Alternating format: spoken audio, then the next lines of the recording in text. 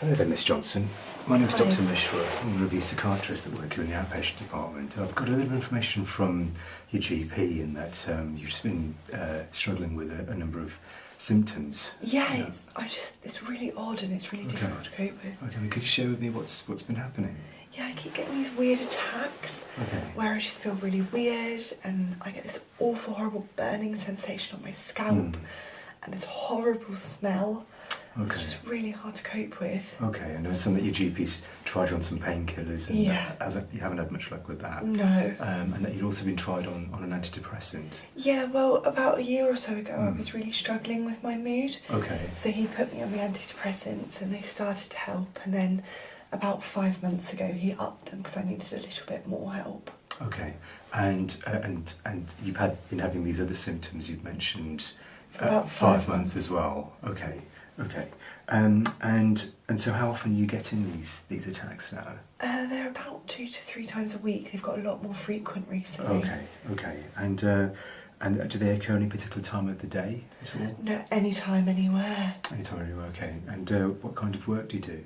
I'm a teacher. Okay. And have these ever occurred at work at all? Yeah, just once during a meeting, which was really difficult. Okay, I'll really just need to ask you about that a little bit later on. But and you said they're getting more and more frequent. And how's that impacting on your life at the moment? Well, it's really hard because I can't expect for them to happen, so I find it difficult going out and about doing things. Okay, no, sure, I can appreciate that. Must be quite very difficult. Could you talk me through the last time this happened? Yeah, I had one about 2 days ago when I was at home. Okay. And I got this weird feeling in my stomach, like butterflies. Right. And then I could smell this horrendous smell, like, you know when a car skids and you can smell the tyres? Okay. Like that. Right, okay. And do you ever get any, I'm going to ask just a few odd questions now, but do you ever get any experiences where you can see sort of flashing lights at all? Yeah, during the attacks I sometimes see flashes. Right, okay. And do you ever have any experiences where you've heard any whispers or voices, people talking? No, never. All right, and do you know what, if I said some deja vu to you, having this experience of having an experience before, or...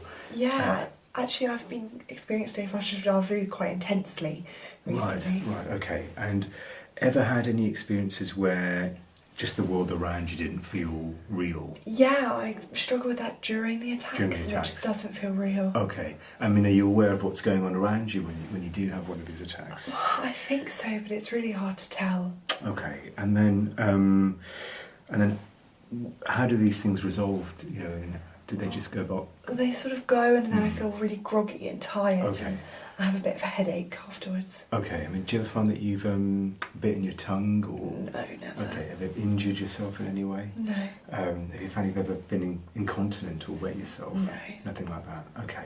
And is that example typical of what's been happening? Yeah. Okay. And do you have any other medical problems at all at the moment? No, I had febrile convulsions when I was a baby, but other than that... Have you had a history of a head injury at all? No. Okay. And is this the first time you've ever seen anyone like myself before, a psychiatrist? Yeah, because my GP was helping me when I was struggling with my mood earlier. And that was the first time you'd ever seen anyone about your mood, okay. And are you on any other medications besides the antidepressant was citalopram? Yes, I can never say it's That's citalopram. Okay. Would you know the dose you're on? Is it about 40 milligrams, I think. Okay. And are you on anything else besides that? No. No. Okay. And is there any history in the family of any medical problems at all? Well, my dad has epilepsy, but his attacks are very different to what I've been experiencing. Okay. And would you mind me asking just things like alcohol at the moment, generally? Yeah, I don't really drink, to be honest. Okay, so are you drinking every day? No, not at all. And then would you mind me asking any other street drugs at all? No, never. Okay, so never touched drugs, okay. Just going back to, I mean, I was sorry to hear that you had been feeling low 12 months ago. It sounds like that time was quite stressful for you. I mean, did you have any thoughts about not wanting to be here? No, I didn't feel like that. Okay. And do you drive at all? No, not yet. I was thinking about learning to drive though soon. Okay. But you're not driving. Currently. Not currently at the moment. Okay. Have you yourself got any ideas as to what could be happening here? No, I'm just so confused. I just don't know what to make of it. No, sure. Michelle, I'm glad that you've come to see us. One of the conditions that I'd like to really just rule out is a condition called temporal lobe epilepsy. Oh, wow. I'm not sure if you've ever heard of that condition before. No.